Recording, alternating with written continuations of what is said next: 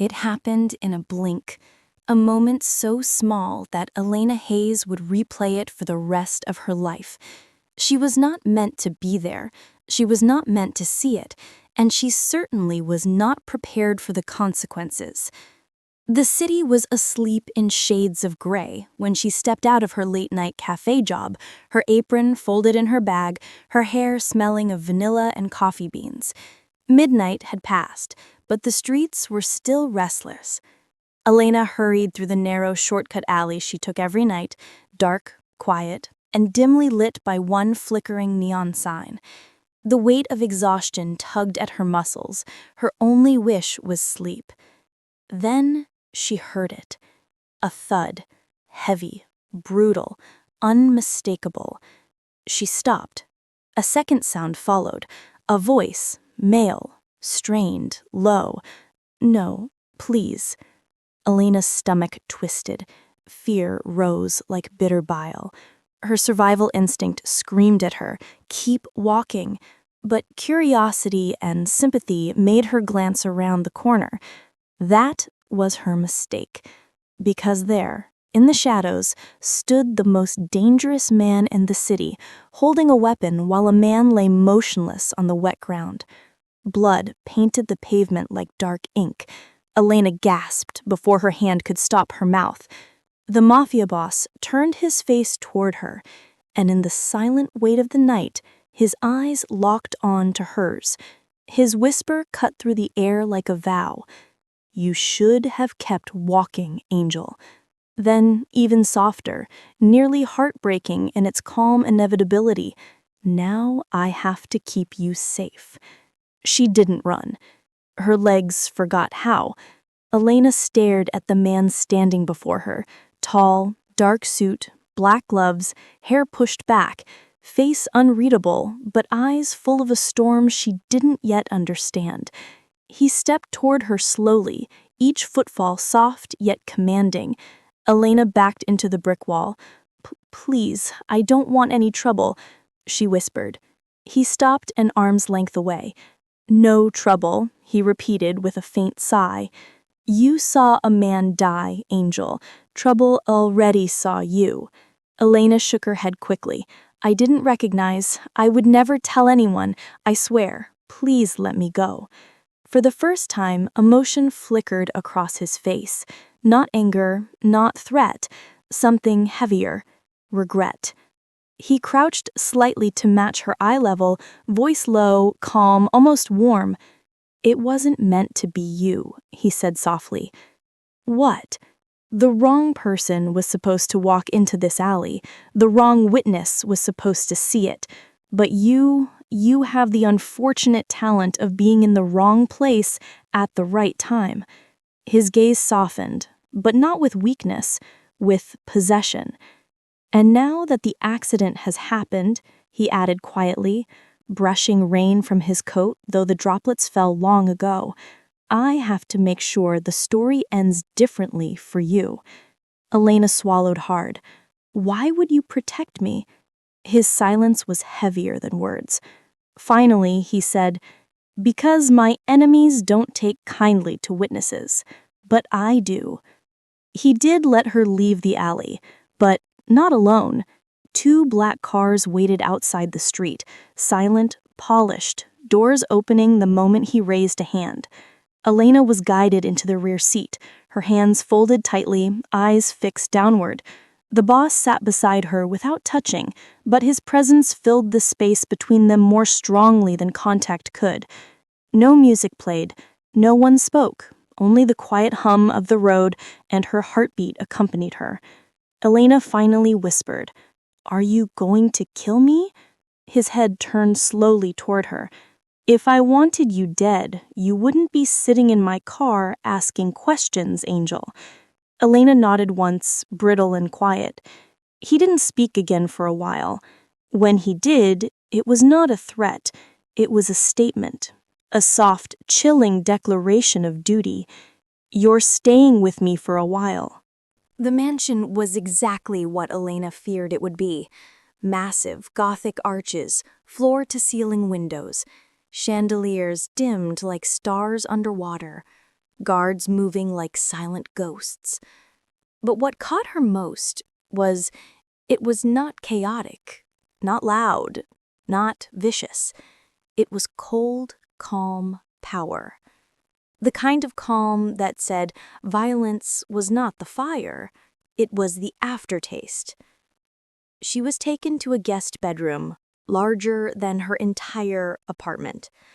Silk gray curtains, a view of a garden that looked like it had been designed for broken hearts, and a bed that whispered comfort while danger slept outside the door. The boss remained in the frame of the doorway while she stepped inside. He didn't look at the room. He looked at her. Elena whispered again, "You still didn't tell me your name." Finally, as if the universe allowed it this time, he said, "Damien Russo." Elena blinked up at him. It was the name people never said out loud. The name rumored in headlines, in government whispers, in trembling voices of businessmen who suddenly disappeared. That name. But from his lips, it sounded like a lullaby, dipped in a quiet thunder. Elena whispered, "I know who you are." Damien nodded once. No dramatics, no pride, no fret, only truth. "I figured you would." Damien never locked her door, but he stationed guards outside it.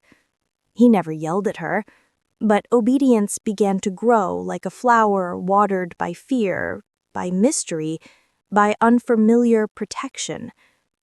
She began to understand that safety in his world didn't mean freedom. It meant being close to the person who controlled every danger around you. Breakfast was brought by servants who looked at her with curiosity and pity. She didn't eat. She only sipped tea slowly, replaying the crime scene again. The dead man. The pleading voice. The moment her gasp sealed her fate. Then Damien appeared at the dining table. Without announcement, without drama, without warning, he just entered, like he owned silence itself. He sat across from her. "You watched the floor more than your food," he murmured. "I'm right here, Angel." Elena lowered her teacup carefully. "I was thinking about him." He nodded. "Yes, the dead man." Elena's voice turned smaller. "Did he have a family?" He said simply, "No. He worked for the wrong one." She swallowed tears down. "I'm sorry I saw it," she whispered again. Damien leaned back, folding his gloved hands together. "No," he corrected gently. "I'm sorry you had to." Elena thought a mafia boss would scare her constantly, but Damien frightened her less than the idea of the people he protected her from. And slowly, dangerously, quietly, she began to admire that. Not the crime, not the blood, not the empire, but the fact that a man who walked through death without blinking looked at her like she was something soft, fragile, and worth preserving.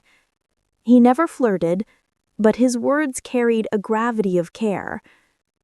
"Don't stand near the windows at night. Drink something warm before you sleep. They won't touch you while you're under my roof." And somewhere between orders and guardianship, affection was blooming. She ignored it. She had to.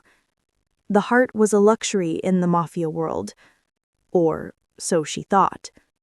A private investigator was found dead 2 nights later. A journalist disappeared. And every rumor hinted that someone was cleaning the city from people who dug too deep.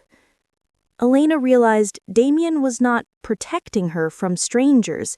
He was protecting her from death itself. One evening, while she sat silently reading near the fireplace to calm her thoughts, he stood beside her quietly, coat off, gloves removed, only shadows and warm firelight playing on his face. "You should go home soon," she whispered. eyes on her book. "I am home," he replied calmly. Elena blinked and looked up. Damien wasn't smiling. He didn't need to. His truth didn't require theatrics. "You get 1 more week here," he said softly.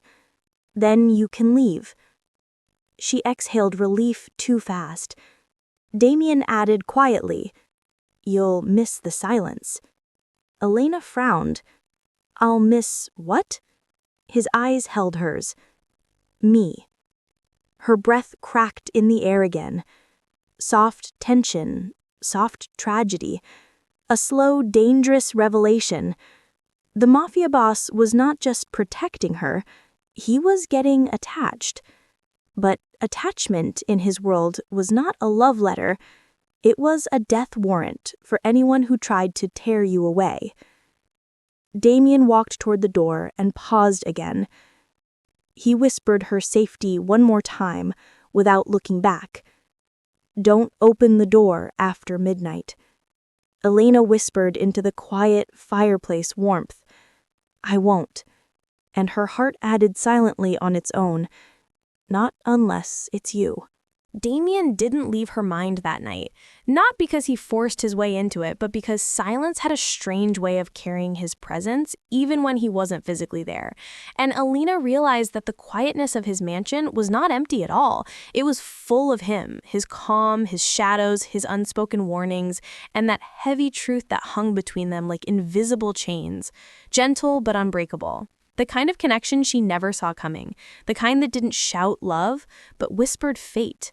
And as she sat on the window seat, carefully, because he had once warned her, she clutched her knees to her chest, watching the moon drown in leftover storm clouds, replaying his last words, not the command itself, but the part that slipped out like an unexpected confession. "You'll miss me," he had said, and she had denied nothing, because denial required strength, and she had none left when it came to those ocean-deep eyes. But it wasn't love yet, she told herself. It was curiosity, mixed with gratitude, mixed with fear. But not fear of him. Never him. Fear of the world that was circling her now because of one accidental moment, one wrong alley, one gasp that turned her ordinary life into a mafia heartbeat. And speaking of heartbeats, she felt hers pound louder whenever guards walked past her door at night, because she had learned to listen now, for footsteps, for knocks, for signs of danger. But the only footsteps she actually waited for were his. The only knock her heart reacted to was his voice in her memory, calm enough to soothe, but sharp enough to wound, not with threats, but with the reality of how easily she had stepped into a world ruled by blood-soft bargains. And speaking of bargains, Elena remembered the newspaper Marissa had shown her, the missing woman, Lydia Crane, not just missing, but the one who was supposed to receive that call, the one who was supposed to die as a witness. But instead it was Elena who walked into Damien's fate, Damien who protected her because of guilt, because of duty, because maybe because of something unspoken blooming under the surface. But she couldn't allow herself to dwell on the unspoken too long, so she pulled her sweater tighter around her shoulders. Though cold had never been seasonal in his mansion, it was atmospheric, emotional, architectural. And as dawn stretched pale fingers through the sky, Elena finally allowed sleep to claim her body, even though her mind remained alert. Because exhaustion always won eventually.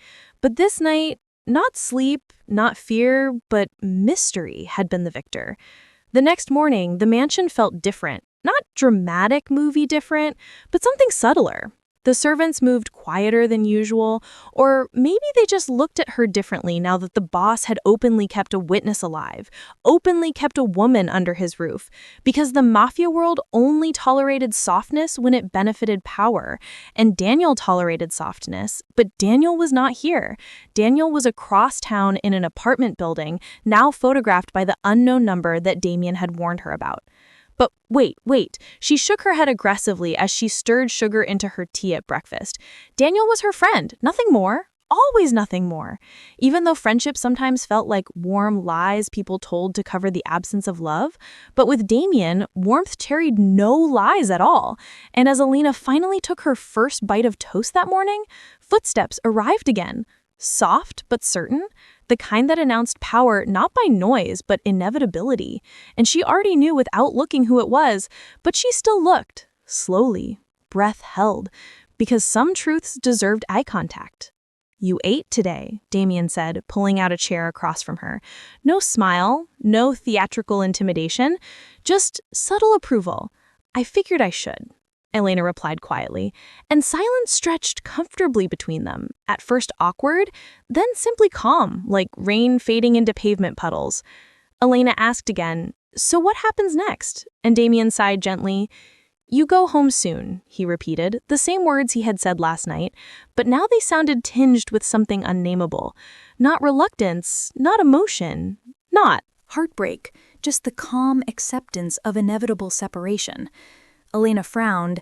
She had grown used to being late for things, but not used to being unprepared for endings. "When?" she whispered, and Damien said, "1 more week." She remembered this now clearly because dates felt heavier in his world than murders ever did, and murders were often forgotten, but dates were written in calendars in red ink and sealed in envelope bombs. And speaking of envelope bombs, Elena suddenly felt the condition of her freedom weighing down on her. Damien leaned slightly forward and looked at her again, raw skin exposed without gloves now. "Don't tell anyone what you saw," he murmured gently. "I won't," Elena said quietly. He studied her face for a long, unreadable moment before whispering, "I know you won't." The city outside did not know she was alive yet. The city she used to walk with headphones, the city she used to drink tea in cafes, the city she used to think was hers. But the night had changed that assumption forever. And speaking of changes forever, Elena realized her name had begun appearing in places she never authorized. Newspapers, investigative reports, police alerts posted in her neighborhood. Because Lydia Crane's disappearance created a vacuum of curiosity with teeth, curiosity that led to people dying quietly without explanation, people with notebooks, people with microphones hidden in bouquets, people who traveled too close to the sun that was Damien Russo, the Mafia boss whose warnings contained no urgency but certainty, and certainty was scarier than urgency ever was. Urgency made noise, certainty made graves, and graves were made in Damien's world constantly, but he didn't bury her. Not because he felt something, but because fate had complicated his usual routine. She stood up from the dining table slowly as silence hovered into the next moment. "Thank you," she said gently. Damien stood too, stepping toward her slowly like a shadow that never borrowed light. "For keeping me alive, for keeping me safe, for not asking for anything in return when you could have," she added. He reached out slowly, hand hovering close to hers before withdrawing. "1 more week, Elena," he repeated, as though that was both freedom and tragedy wrapped in one line. "Then you leave." Elena nodded quietly. The words were acceptance, but the pulse was disappointment, and disappointment was an emotion he probably recognized on thousands of men begging for their lives, but recognized differently on women he had protected quietly, protected unfairly, protected without benefit. And protection without benefit was rare enough to be suspicious, suspicious enough to be dangerous, and dangerous enough to get someone attached without wanting to admit it. But admission required words, and he was a man of whispers, not admissions. That afternoon, the investigator's headline read, "Possible witnesses still missing." Neighbors whispered more than usual, reporters printed more than usual, police investigated more than usual, and everything louder than usual only increased the boss's silent irritation. Irritation she never heard but felt in the tension when his men avoided eye contact around him, avoided breathing too loud around him, avoided answering calls too late around him, because late-night calls created witnesses, witnesses created loose ends created death warrants created obedience by force or affection, and affection was usually not part of the equation, but equations had changed the night Elena gasped into his fate, gasped into his roof, gasped into his protection, gasped into a 1-week deal that would end whether her heart was ready or not.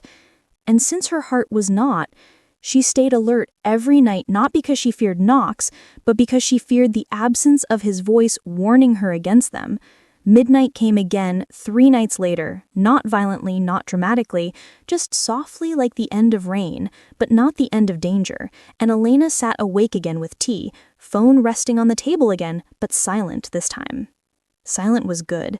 Silent meant Damien was near, and near meant no one else was mistaken for Lydia Crane, and no one else's mistakes led them that close to him. Elena received one more text by morning. Not an emotional one, not a romantic one, just the kind of Mafia text that said duty, possession, and warning without drama. You leave in 4 days.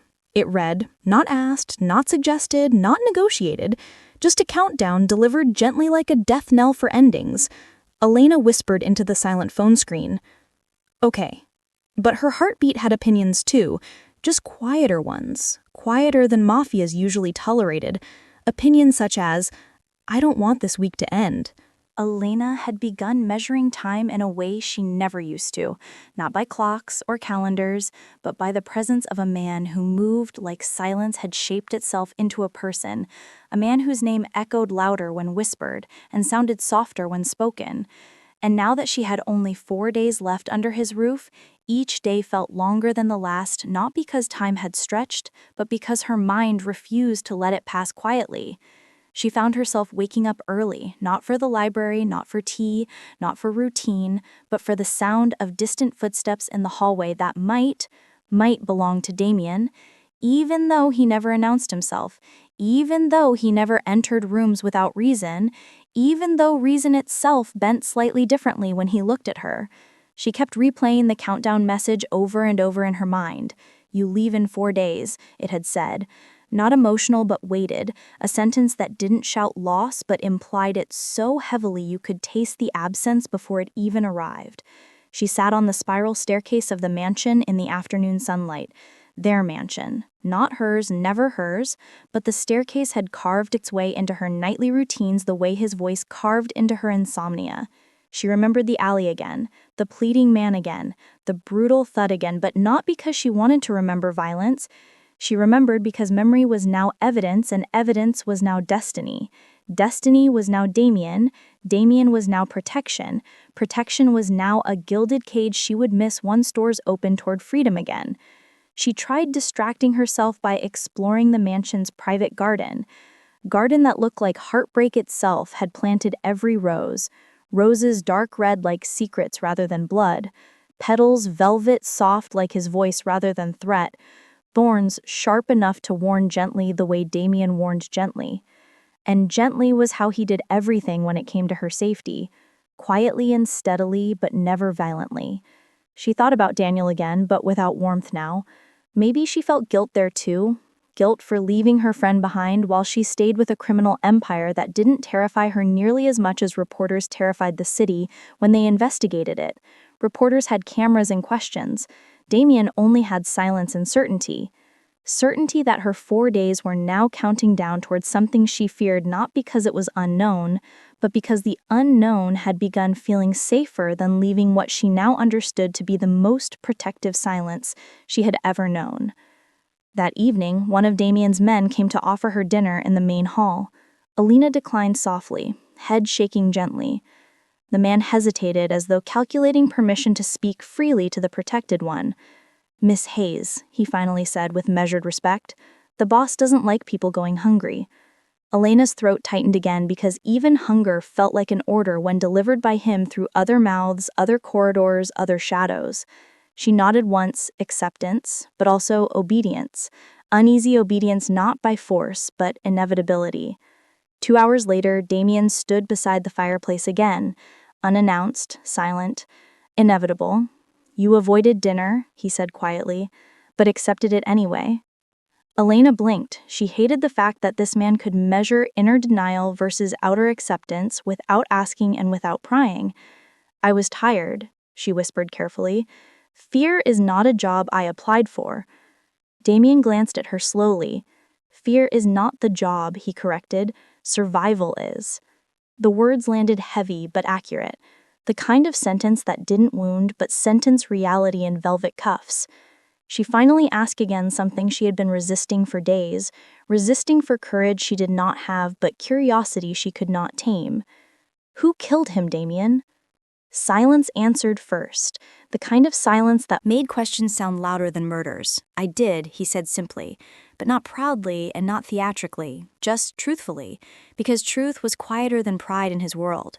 Elena exhaled a small, trembling breath, not from shock this time, because shock required drama, and drama was not part of the sentence. Surprise, maybe. Heartbreak, maybe. Fear, maybe. Pity, maybe. A growing seed of admiration, maybe. All emotions quieter than his empire usually tolerated, but tolerated by him personally, because tolerated was now the safest definition of her existence under his roof. He continued. He worked for a rival family. Elena blinked. Family? She repeated with disbelief, as if a rival family sounded too cinematic to be real. Family, Damien nodded once. The Ravelli Syndicate. Elena swallowed quietly, because names in this world did not exist casually. Names were not introductions. Names were threats. Names were dominoes. Names were funeral invitations for anyone who spoke them too loud or investigated too close. Dominoes began toppling quietly across town that night when Elena had gasped into Damien's fate. She had accidentally stepped into a feud older than her entire life. A feud older than midnight phone calls. Feud older than coffee-scented aprons. Feud older than the idea of being safe for a week. Safety had become hostile diplomacy for Damien. Diplomacy never verbal, always tactical, always silent, always cold military tenderness rather than romantic affection. But affection was blooming despite silence, quietly and gently, like dust layering onto old piano keys buried somewhere deep in his mansion. The next day, Elena asked a servant if the mansion owned a piano. Servant said yes, carefully. Carefully not because piano was dangerous, but because curiosity interacted dangerously with power. Hours later, Damien appeared in the silent music room she had discovered accidentally too. The piano was black and polished like his cars, untouched not for lack of interest but for lack of need. Need was what pushed Damien wherever he moved, and need was now the reason she could ask questions without dying for them. Elena played one key, just one, soft tremor of sound echoing into the old room. Damien sighed. You shouldn't. Elena stopped instantly. Shouldn't what? Damien said. Discover my world with fascination. Fascination leads to questions. Questions lead to danger. Danger leads to corpses. Elena whispered back. I already discovered it. You said you'd keep me safe. Damien stood still. A beat of softened silence. Yes, he murmured, but safety becomes harder when you admire the storm instead of escaping it. Elena blinked. Admire the storm? Did she? Maybe she did. But admiration was not love. Not yet. Love needed voice. Admiration only needed silence to linger. Silence lingered heavily that night around Damien too, but she didn't see him for 2 full days afterward. Not because he avoided her, but because avoidance itself was a language spoken differently by criminals than by civilians. Avoidance could be diplomacy, or surveillance, or strategy, or a man learning to swallow emotions without letting them spill into his empire. Empire was his oxygen, but oxygen needed silence to burn efficiently. Efficiently was how he protected her. Protected quietly. Protected through men she could not name, could not recognize, could not talk about freely. 2 nights later, Elena heard footsteps again near midnight. Not near her door this time, but below it. Footsteps quieter than guards, quieter than servants, quieter than murders usually were when performed by Damien's men. She opened her eyes instantly, even though opening doors was forbidden, not because forbidden was rude, but because forbidden was protective theology now. She looked through the railing of the staircase she had begun admiring more than freedom itself. Down below in the silent hall stood a man arguing with the guard, arguing softly but irritably. Guard said, the boss does not want visitors this late. Late-night visitors turned into missing women like Lydia Crane. Missing women turned into Mafia headlines. Mafia headlines turned into corpses for anyone who investigated them too freely. Elena wanted to text Damien again, but she resisted even looking at her screen after midnight, because resistance was how she breathed in this world now. City outside remained oblivious to her involvement, but involved she was. Remaining alive not for pity, but because Damien had personally tied himself into preventing further mistaken identities. Identities like Lydia Crane, the intended loose end. Loose ends dangerous like matches dropped near gasoline puddles. Puddles that would burn eventually, but not yet, not until stories progressed. Midday arrived differently on Damien as well. His days started early but ended late. Nights possessed more threats than daylight ever did, and threats were his native breathing language. Breathing low, breathing silent, breathing cold diplomacy into corridors where men vanished constantly without explanation, but Elena vanished with explanation. His explanation. Now I have to keep you safe. One evening, Daniel texted her again. Finally. Elena answered, I'm okay. Library schedule is heavy.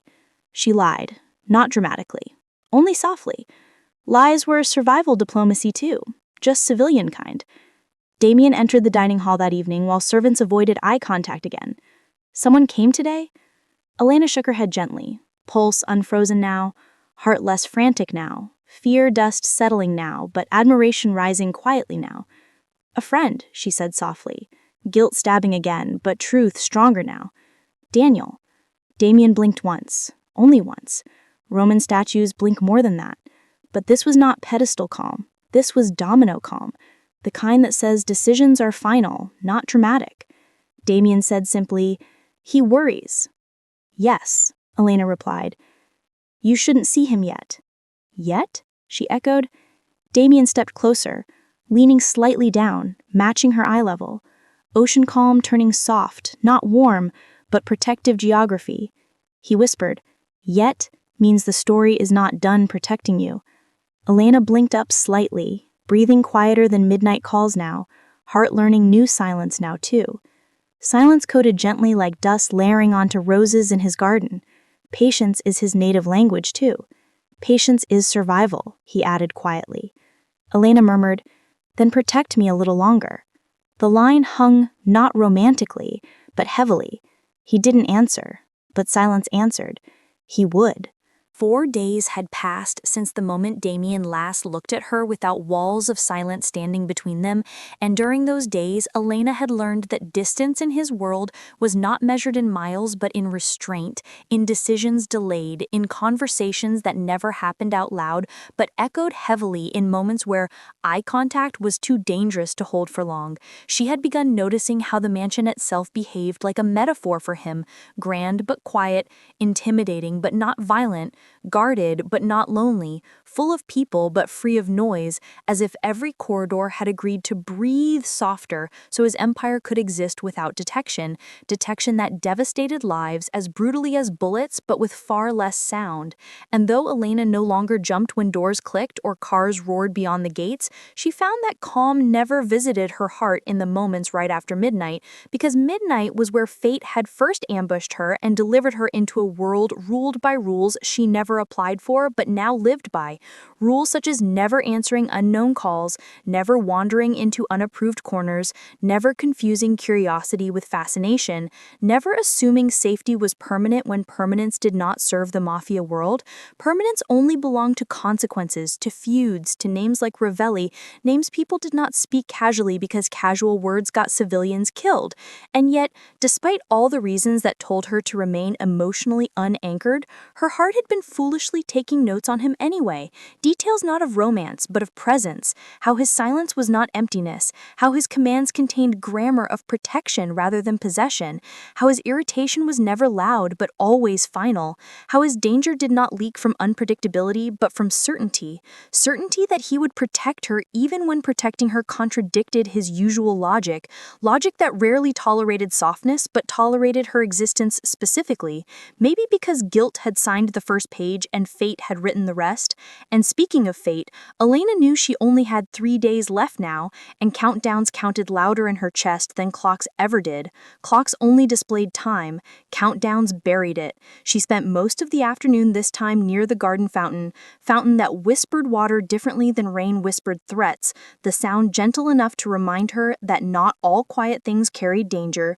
Some carried inevitability too. She lifted her hand slightly near the flowing water, letting droplets kiss her fingertips, fingertips that once nervously dialed Daniel but now nervously resisted screens altogether because Damien had taught her resistance without lecturing it, the kind of lesson delivered by environment rather than conversation, environment more persuasive than persuasion itself. Two guards stood at a respectful distance this time, respectful because she was under the boss's protection, and protection was a title heavier than status itself. Status killed, title protected. Damien appeared again that evening, not from the staircase and not from doorways, but from a place of quiet inevitability, entering her evening without drama, but presence itself was dramatic enough when you were waiting for it unknowingly. "You like the fountain," he said simply, not prying, just observing like someone who had been guarding her safety long enough to notice habits forming. Elena didn't deny it this time. Denial felt childish now because truth felt heavier. "Not all quiet things are dangerous, I guess," she whispered, letting a small half-smile reach her lips briefly before vanishing like softness did around him constantly, not because softness was forbidden, but because softness was dangerous when overheard by people who recorded voices for empires.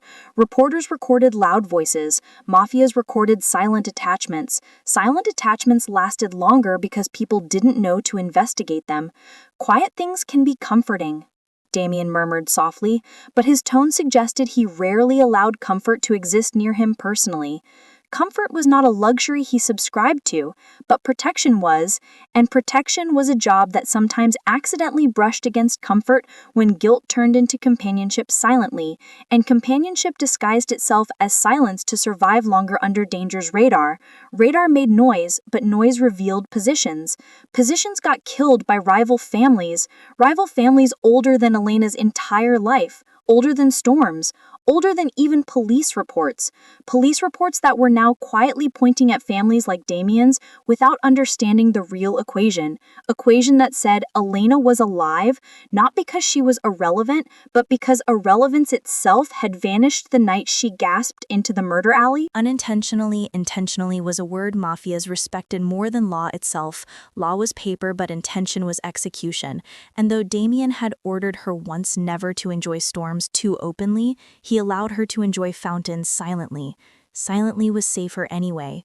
Weeks earlier, Daniel had texted her first. She ignored all except the last one now because ignoring was safer mathematics than answering.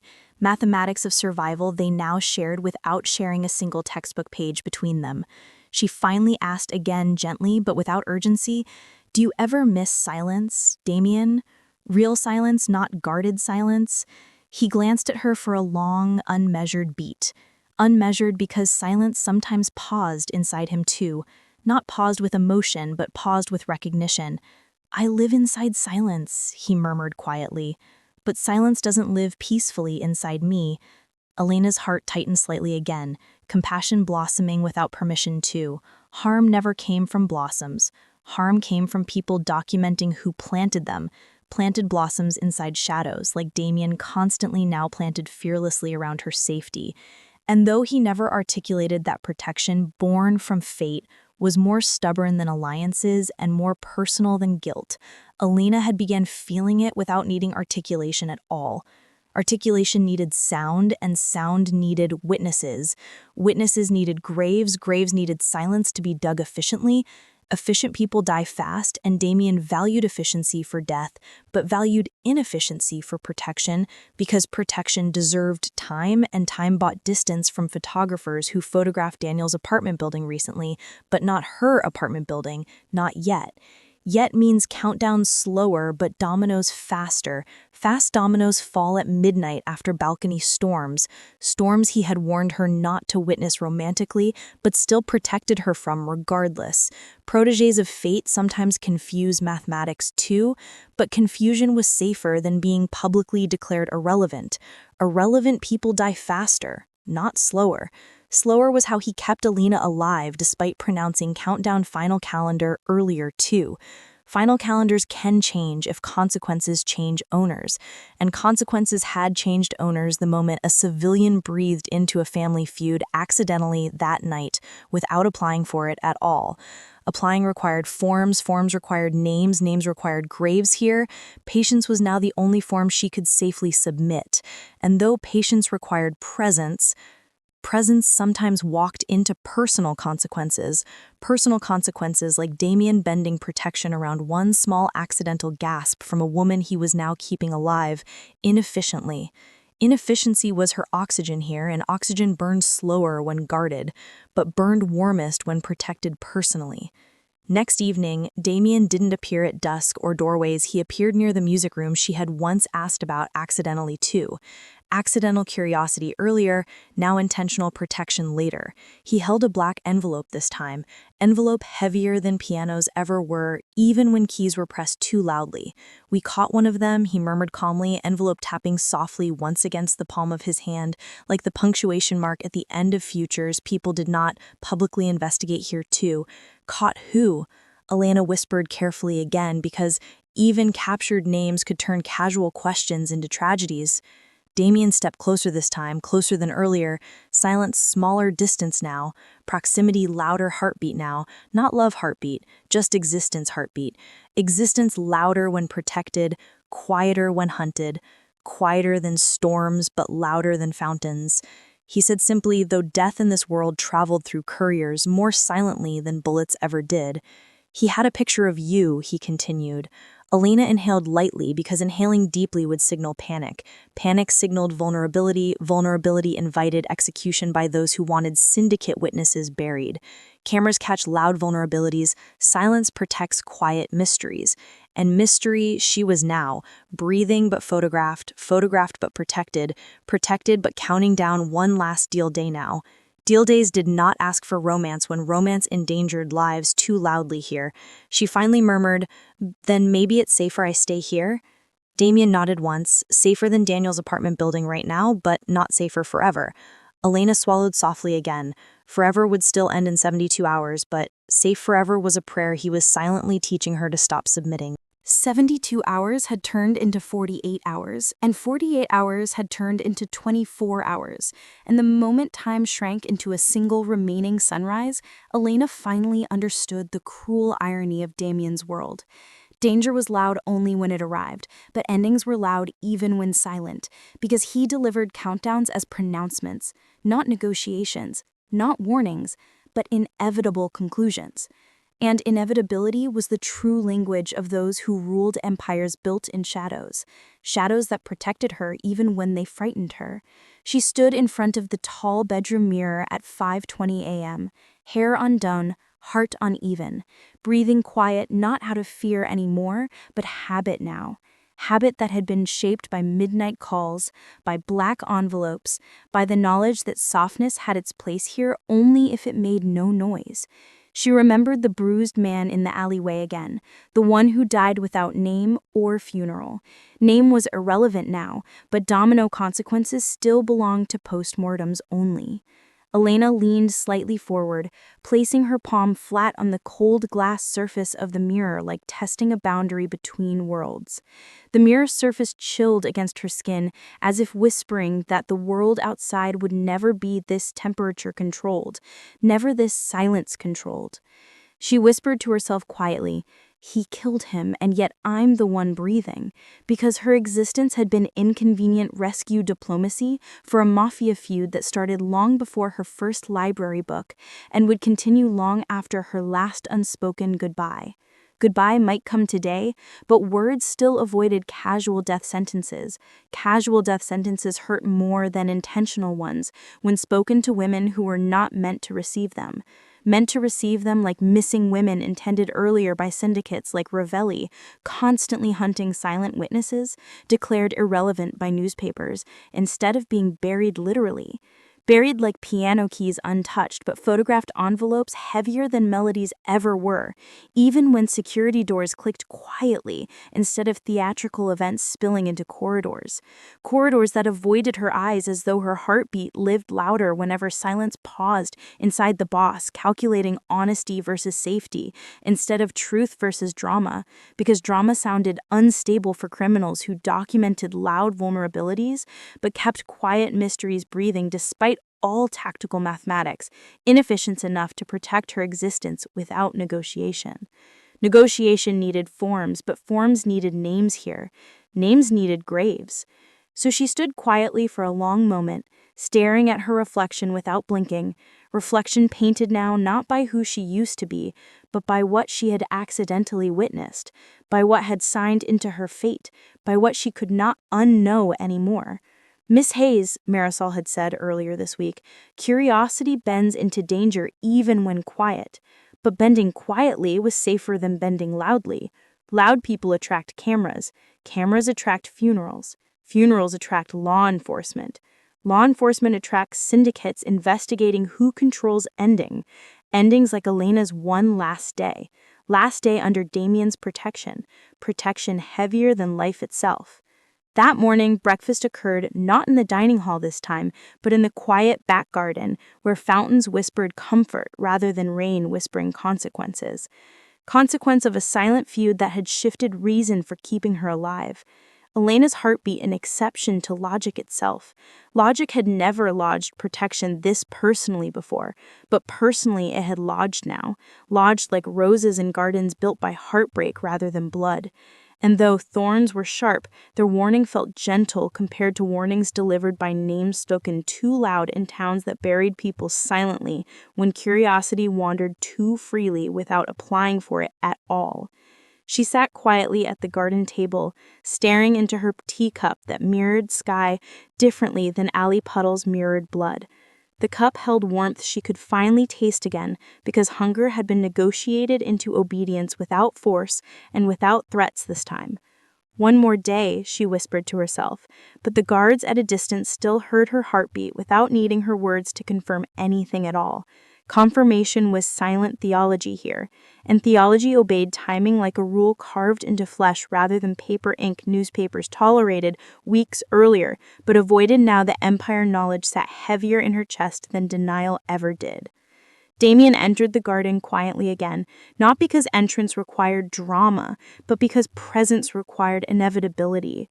Background roared louder at night, but mornings breathed quieter around him.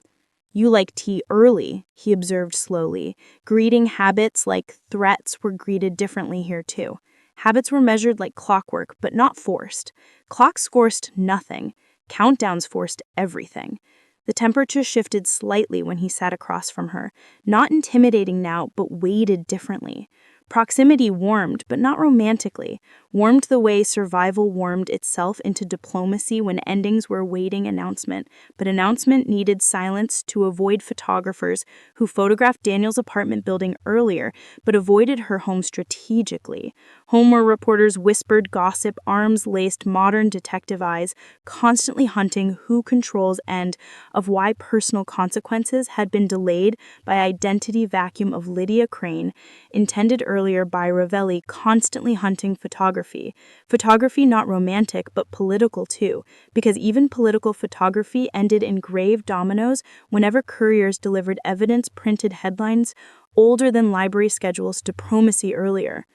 "You'll go home today at dusk," Damien murmured, his voice calm but terminal.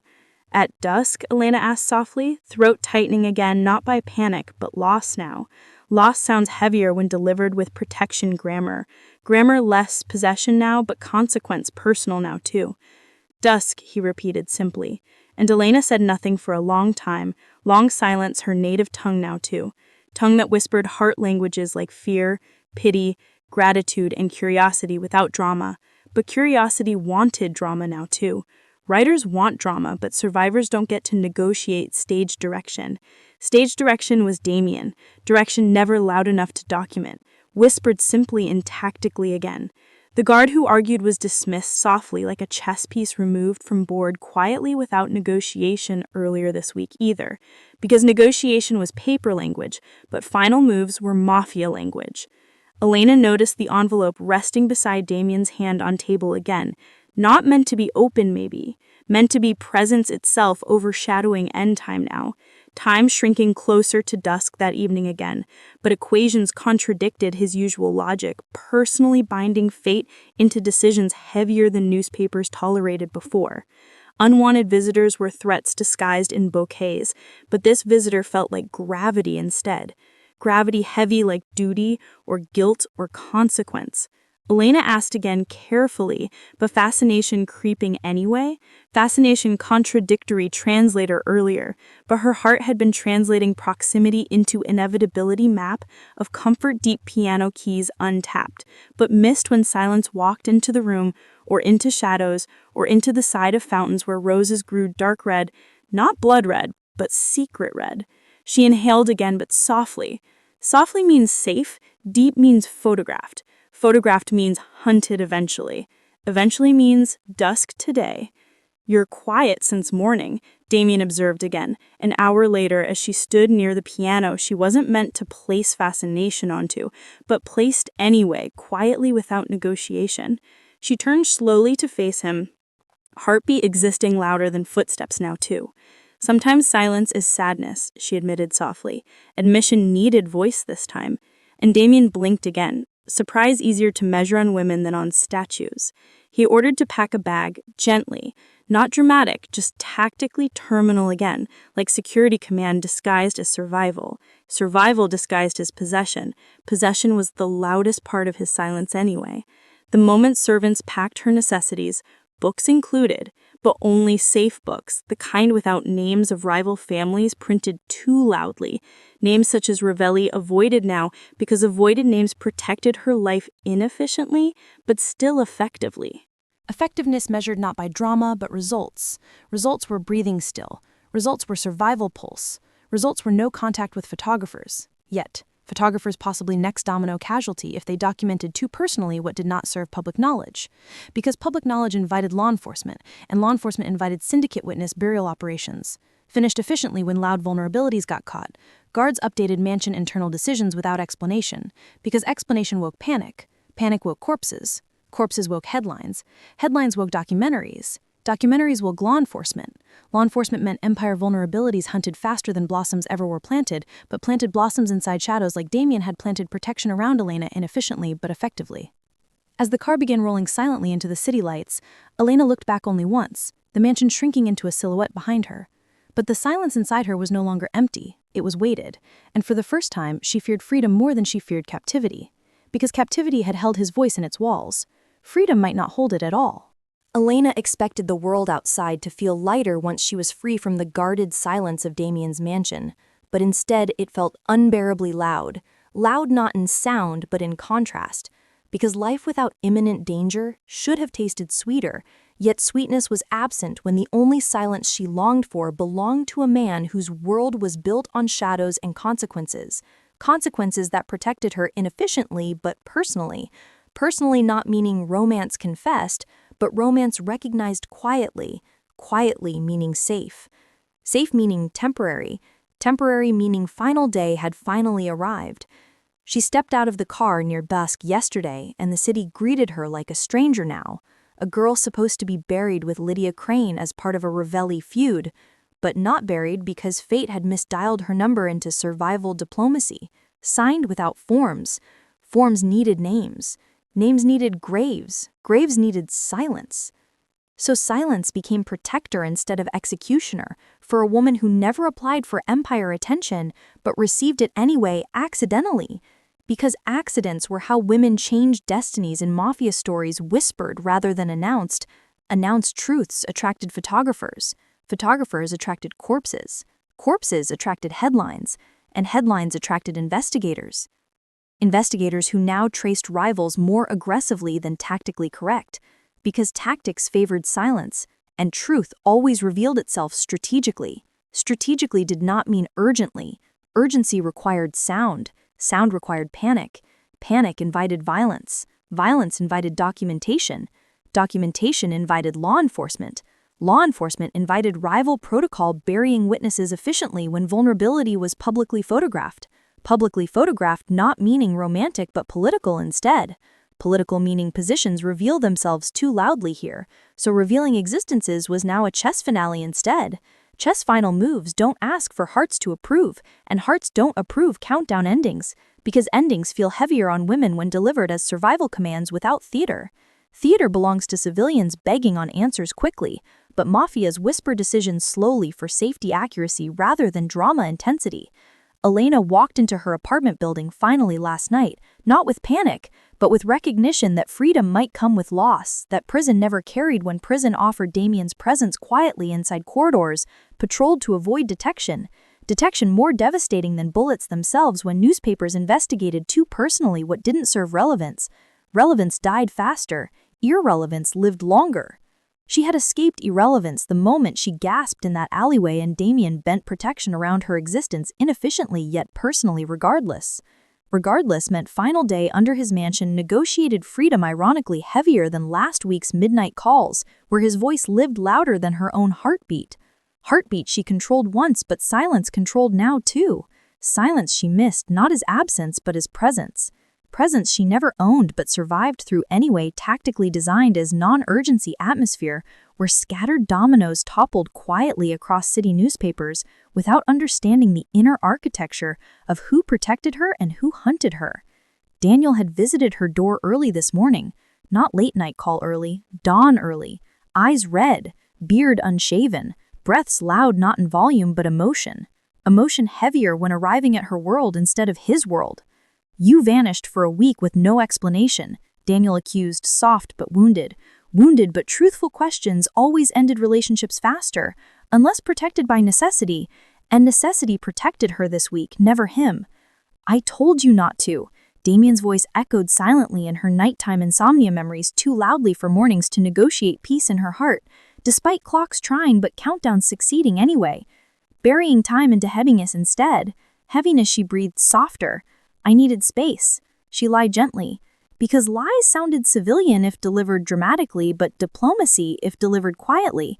And now diplomacy had become survival art instead of relational grammar under his roof last week. Daniel frowned sharply. "Space doesn't explain silence from you, Elena," he said.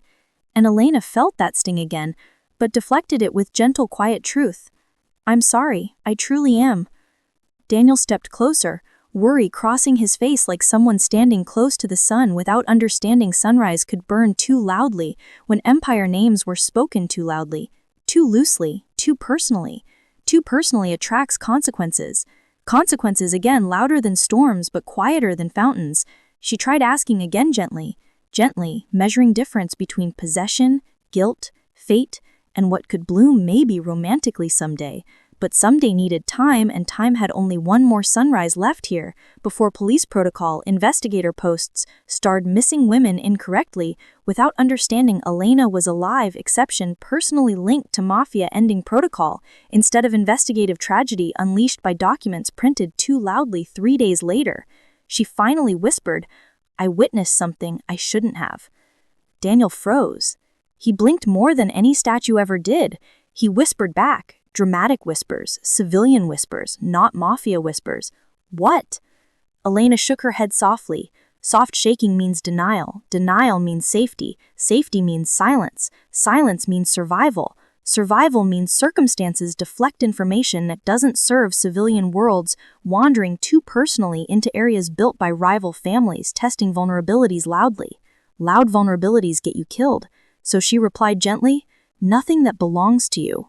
Daniel didn't like that answer. Answers civilians don't like are emotionally unsafe but tactically correct, where no one else's mistakes got documented too loud or admired storms ironically under silent empires built to avoid detection. Detection killed soft things faster than it buried headlines irrelevant enough for couriers, delivering photographed maps to build graves where form-signed identities could not negotiate with rival families. Ravelli Courier once caught yesterday night, but not Lydia Crane, who got photographers hunting towns without understanding midnight logic. Oxygen carelessly, oxygen burned slower when guarded, warmer when personal protective boundaries, lived longer under silent hearts, but crowns belonged to final countdown verdicts instead of sunrise confessions. "I told you not to enjoy storms," Damien had warned earlier. warned as scripture this time, not relationship content rolling into her city lights, no longer hers, but diplomacy still bending protection around her life, despite codes updating commands without elaboration, because elaboration made drama, and drama attracted witnesses. Witnesses got civilians killed. She spent all afternoon packing necessities Daniel delivered yesterday. Knowledge vacuum, press forward accidentally to safety longer. Longer meant risks smaller, but countdown larger, narrative breathing, tragedy rather than music room, intrigue piano keys, untapped, but wait subtly, personal recognition requiring sunsets rather than storm nights. Sunset came again that evening as Elena sat in the quiet music room at her apartment, trying to practice normal piano keys innocently without names printed too loudly. Like syndicate boundaries leaned once, but now recognized on pages, she secretly documented memories, without scenes explicit. Guardians still negotiating danger protection arcs without theater, because theater alerted investigators, but silence protected witnesses, breathing for dusk countdown endings, never politics, human vulnerability, justice. Once she asked carefully, again to those who breathe quietly into identity vacuum calculations she could not answer. Questions loudest around him where everything was consequence, and consequence dictated timing. Final car doors locked at mansion gates without theater, but present itself dramatic enough that guards stepped back and dominoes shifted ownership of argument fallout vanish castle rules.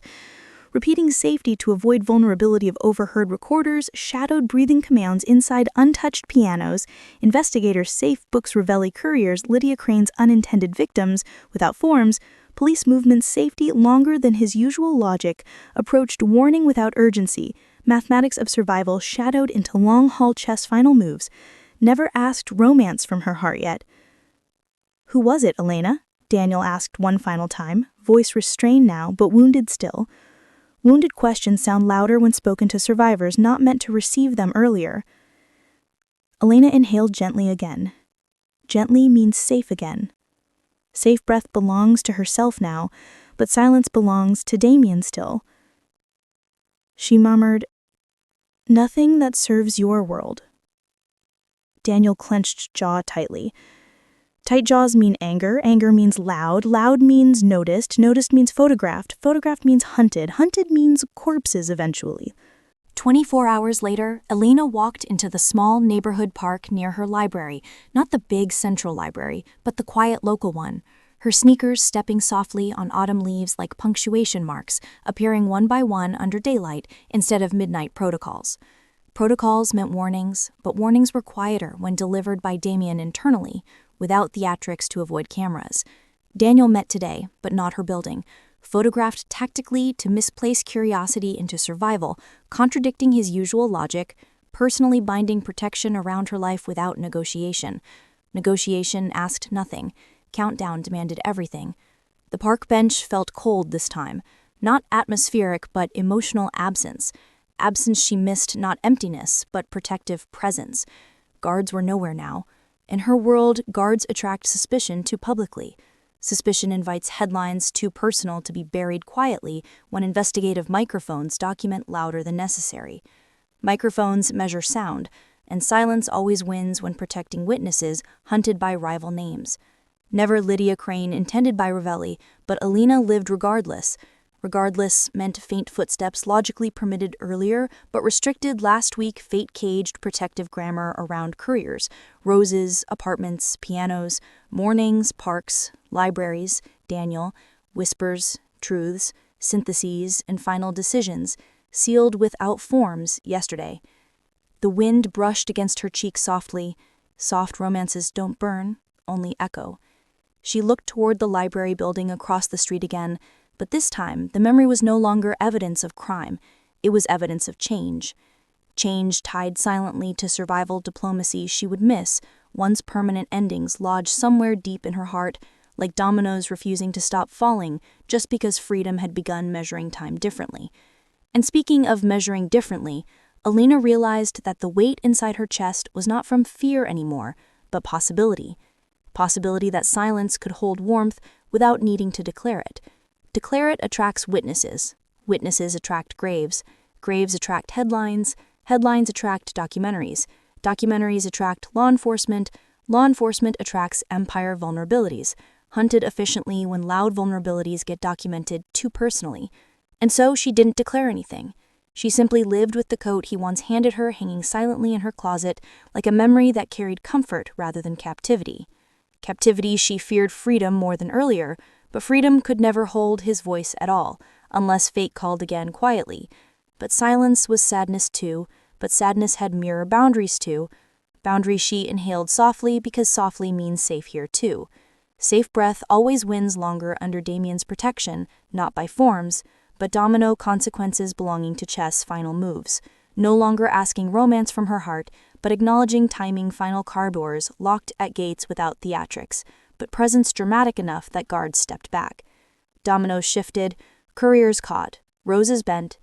Daniel warned investigator headlines traced incorrect witnesses, piano keys tested normalcy, sunsets declared countdown poignancy, freedom approached, silence lingered, and maybe, someday silence would live peacefully inside him too.